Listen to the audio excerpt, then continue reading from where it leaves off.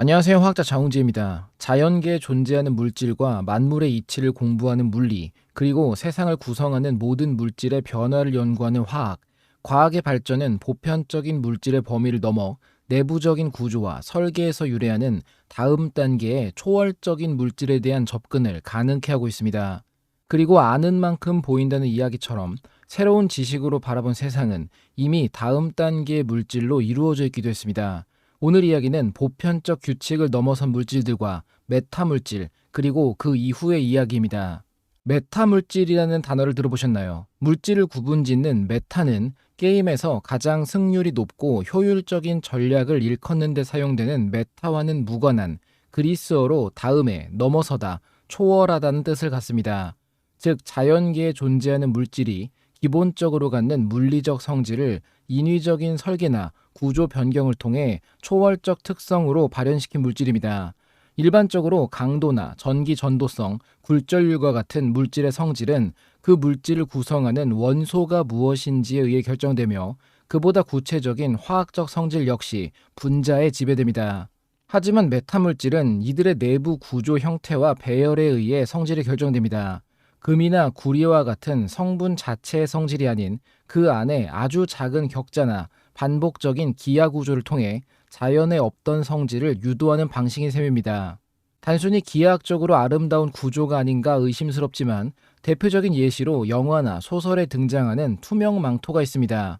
투명이라는 성질은 단순히 빛을 완벽히 제어할 수 있다면 가능하며, 미세 나노 구조로 표면을 제어하거나 빛이 물체를 타고 뒤로 돌아가게 되어 물체가 보이지 않는 클로킹 현상을 만들 수 있습니다.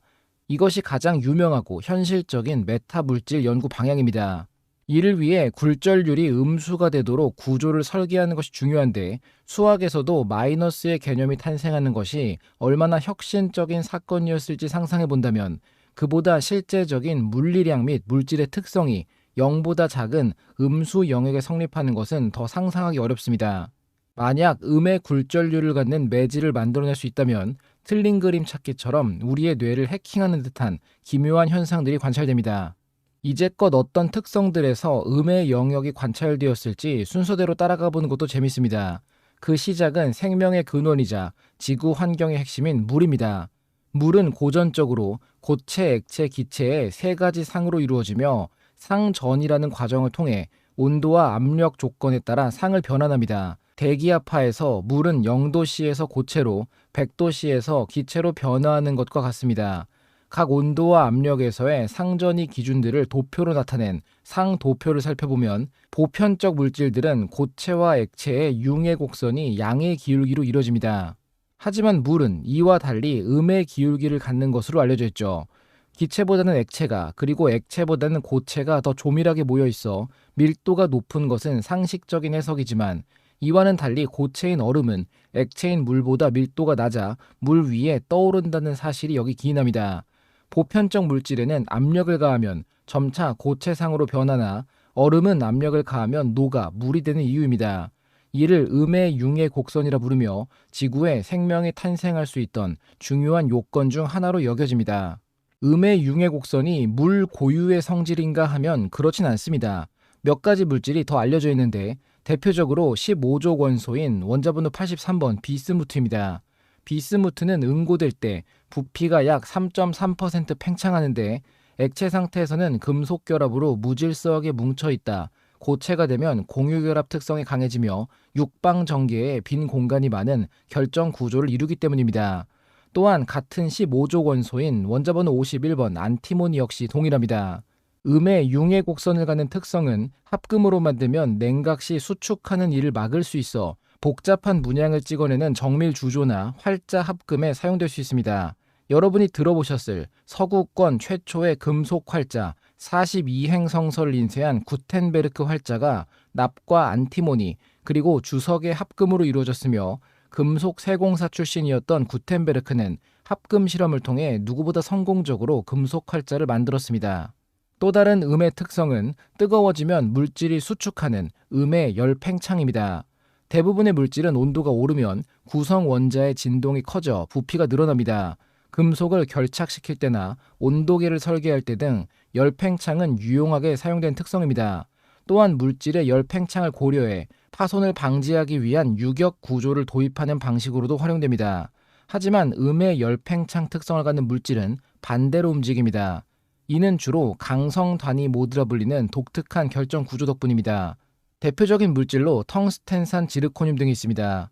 지르코늄 산화물의 8면체와 텅스텐 산화물 4면체가 꼭지점을 공유하며 결정 구조를 이루는데, 온도가 오르면 이 단위 구조가 회전하며 내부 빈 공간으로 접혀 들어갑니다. 우산을 접는 것을 연상할 수 있으며 부피 감소가 이 구조적 변화에 기인합니다. 양과 음의 열 팽창이 있다면 열 팽창이 0인 경우도 중요하게 등장하며, 가장 유명한 물질은 불변 합금에 해당하는 인바입니다.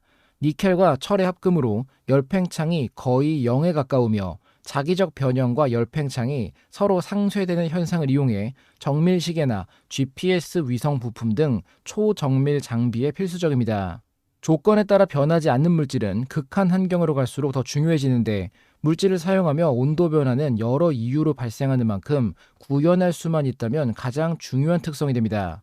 5가지 금속 원소로 이루어진 고엔트로피 합금은 가장 넓은 범위에서의 온도 불변성을 구현하게 되며, 이러한 소재가 관심받는 분야는 우주 산업입니다.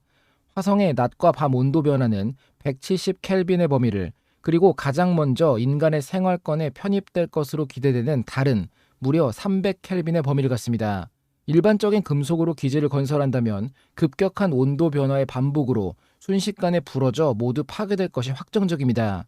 이 모든 조건에서 버틸 수 있는 온도 불변 금속의 중요성이 계속해서 높아지는 것은 당연할 것입니다.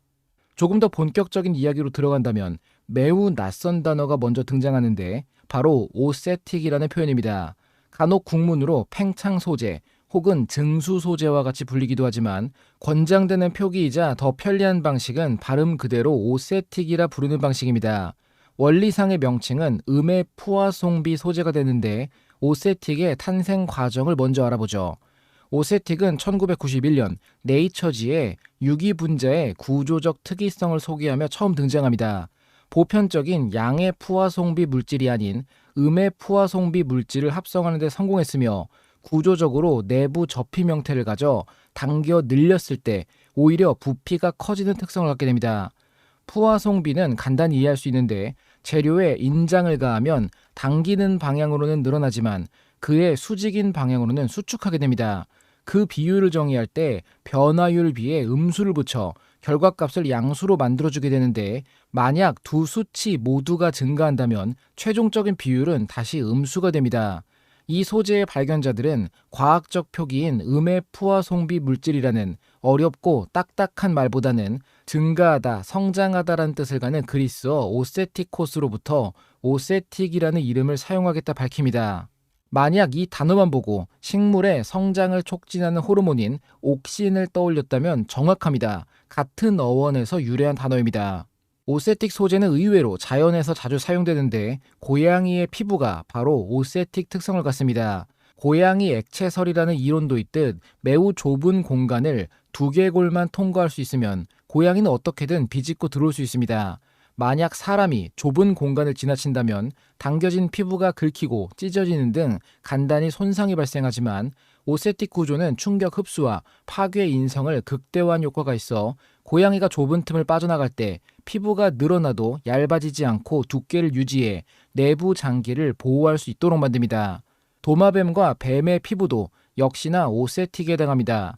특히 비늘과 비늘 사이 경첩 구조가 오세틱 메커니즘을 발현하게 되는데, 뱀이 자기 몸보다 큰 먹이를 삼킬 때나 도마뱀이 몸을 부풀릴 때 비늘 자체가 늘어나는 것이 아니라 비늘 사이의 피부 구조가 회전하거나 리엔트런트 방식으로 펼쳐집니다. 이 두 방식에 대해서는 뒤에서 조금 더 자세히 소개하겠습니다. 결국 이러한 오세틱 구조 덕분에 피부가 한 방향으로 늘어날 때 수직 방향으로 수축하지 않고 함께 확장되어 먹이를 삼키는 동안 신체 내부 압력을 효과적으로 분산시킵니다. 인간도 오세틱 구조를 사용하고 있습니다.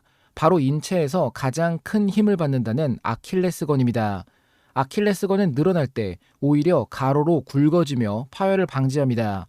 콜라겐 섬유들이 촘촘하게 꼬여있는 다발 구조를 갖는데, 섬유들은 나선형으로 꼬여 있거나 미세하게 물결치는 크림프 구조를 갖습니다.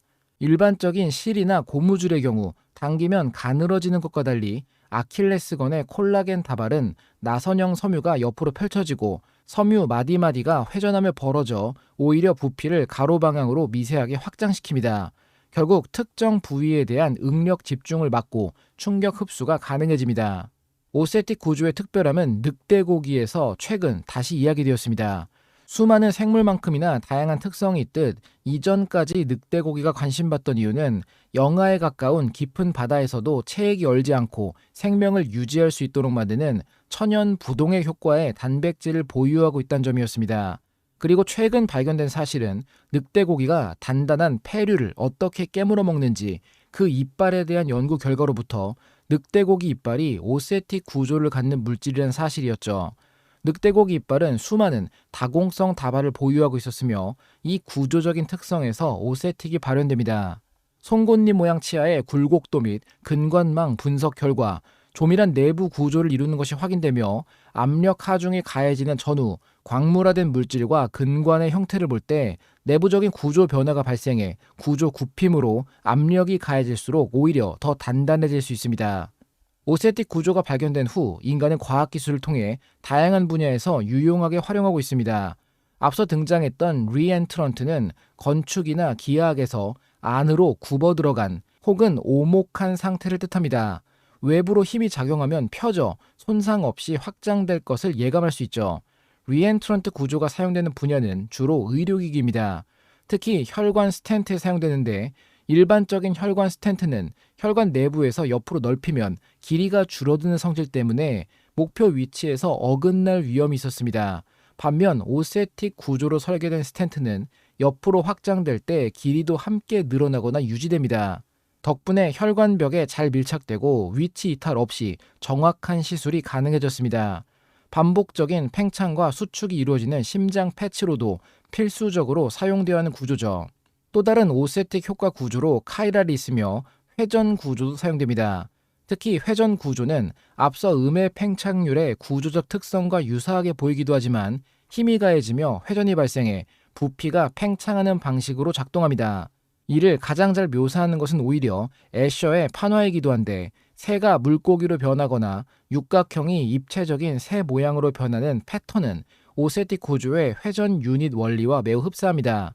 실제로 재료과학 분야에서는 이러한 패턴에서 영감을 얻어 새로운 메타물질 구조를 설계하기도 합니다.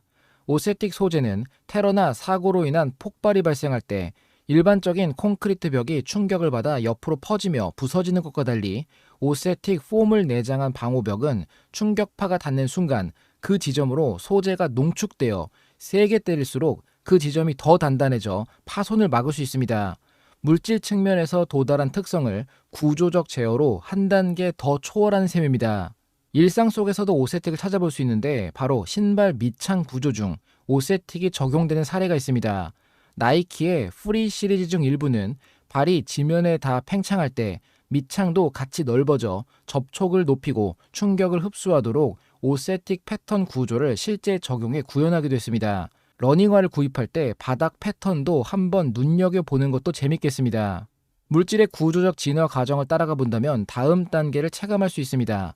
우리는 원소와 원자, 분자 단위에서 물질 자체를 형성해왔으며 성장의 원리를 이해하고 확장하는 힘의 형태로 오세틱 분야를 자연과 기술에서 구현해왔습니다.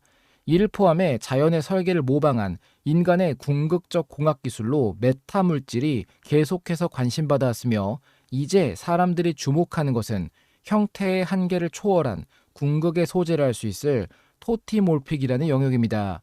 토티몰픽 소재는 단일 구조체임에도 불구하고 설계에 따라 어떠한 기하학적 형태나 물리적 성질로도 변형될 수 있는 메타물질의 일종입니다. 한마디로 오세틱이나 메타물질 개념을 한 단계 더 뛰어넘어 모든 형상으로 변신 가능한 궁극의 구조적 상태를 의미합니다. 이 용어는 생물학적 개념인 분화되지 않은 세포가 어떤 세포로든 변할 수 있는 능력인 전능성과 형태의 합성어입니다. 토티모픽 소재가 사용되는 곳은 역시나 가장 간단한 구조로 다양한 기능을 무리 없이 해내야 하는 우주산업입니다. 접고 펴는 구조를 마음대로 바꾸는 것은 물론이고 상황에 따라 계속해서 초점을 변경시켜야 하는 우주 망원경의 구현에 토티모픽 소재의 적용을 시도하고 있습니다. 소재의 내구성만 보장된다면 구조적 제어로 모든 형태의 변환이 가능해질 수 있어 보편적 물질의 다음 단계인 메타 물질의 영역이 확장된 중입니다. 결론입니다. 좁은 틈을 안전하게 통과할 수 있는 고양이의 피부는 당겨도 얇아지지 않고 오히려 튼튼하게 버티는 오세틱 소재의 대표적인 사례입니다. 뱀의 비늘 구조나 인간의 아킬레스건을 비롯해 생물은 진화를 통해 메타 물질을 스스로 만들어 왔으며 우리의 과학기술은 이제 오세틱을 넘어 하나의 소재가 모든 구조로 변형 가능한 전능 소재인 토티모픽을 향해 달려가고 있습니다.